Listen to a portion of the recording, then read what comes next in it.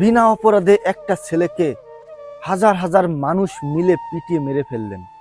Police, RAB, গোয়েন্দা বিভাগ তদন্ত করে কোনো তথ্য পেল না যে ওই দীপুচন্দ্র কি ধর্ম অবমাননার কথা বলেছিল। কারণ তিনি আসলে ধর্ম অবমাননার কোনো কথাই বলেনি। পারবেন তো নিজেকে ক্ষমা করতে?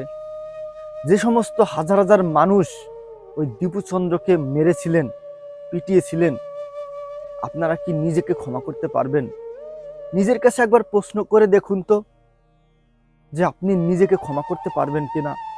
কিভাবে আয়নায় মুখ দেখবেন যে বিনা অপরাধে একটা ছেলেকে আমরা হাজার হাজার মানুষ মিলে পিটিয়ে মেরে ফেলেছি শুধুমাত্র মানুষের কথার উপর নির্ভর করে।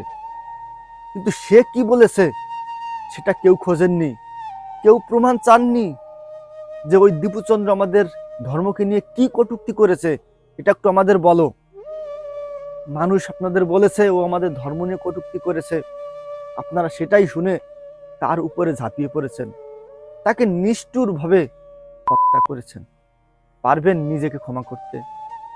আমি সেই সমস্ত মানুষদের বলছি যারা এই কাজের সাথে জড়িত ছিলেন। কি করে একজন জলজান্ত মানুষকে বিনা অপরাধে এভাবে শেষ করে দিতে পারলেন? ভাই, সেও তো একজন মানুষ।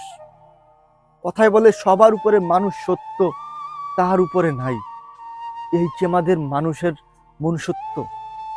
একজন মানুষ অপরাধ করে পার পেয়ে যায়, ছাড় পেয়ে যায়, সেখানে দীপুচন্দ্র কোনো অপরাধ করেনি, ধর্ম নিয়ে কোনো কটূক্তি করেনি, কোনো বাজে কথা বলেনি, তারপরও তাকে আপনারা মেরে ফেললেন।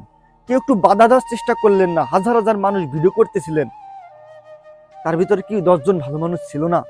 তারা কি বলতে পারতো না এই দাঁড়া, সে আগে কি বাজে কথা বলেছে আমাদের ধর্মকে নিয়ে, সেটা একটু আমরা শুনি, আমরা একটু জানি, তারপরে তাকে আমরা সাজা দেব? সেটা কেউ করেননি। পুলিশ, র্যাব সমস্ত প্রকার তদন্ত করেছে, কোনো প্রকার প্রমাণ পায়নি যে সে কোনো বাজে মন্তব্য করেছে।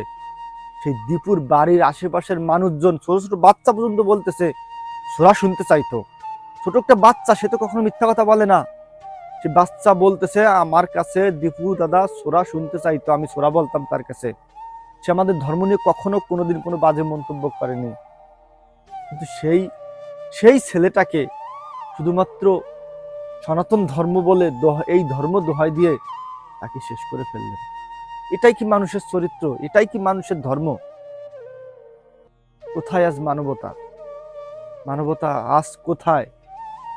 নেই। 10 জনকে পুলিশ অ্যারেস্ট করেছে, এর মধ্যে দীপুরই একজন কলিগ, তারেক নাম, সেও জড়িত রয়েছে। সে থেকেই দীপুকে মেরেছে। দীপুকে যে মারধর করা হয়েছে, তারেক নিজে দাঁড়িয়ে থেকে দীপুকে মেরেছে। ওই অফিসের মধ্যে তারেকের সাথে দীপুর একটা খারাপ ঘটনা ঘটে বা যে কোনো বিষয় নিয়ে মনোমালিন্য হয়, সেই রাগ তারা কিভাবে মেটালো দেখলেন? কোথার রাগ কোথায় নিয়ে তাকে জীবনটা শেষ করে দিল, তার পরিবারটা শেষ হয়ে গেছে। একমাত্র উপার্জনক্ষম ব্যক্তি ছিল এই দীপু। এখন তার পরিবারকে কে দেখবে?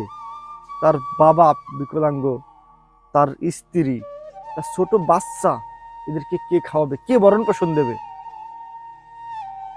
মত সৃষ্টি করে আমরা যে কোনো কিছু করে ফেলতে পারি, কিন্তু ওই মানুষটার সংসারটা কিভাবে চলবে এটা তো আমরা কেউ দেখি না।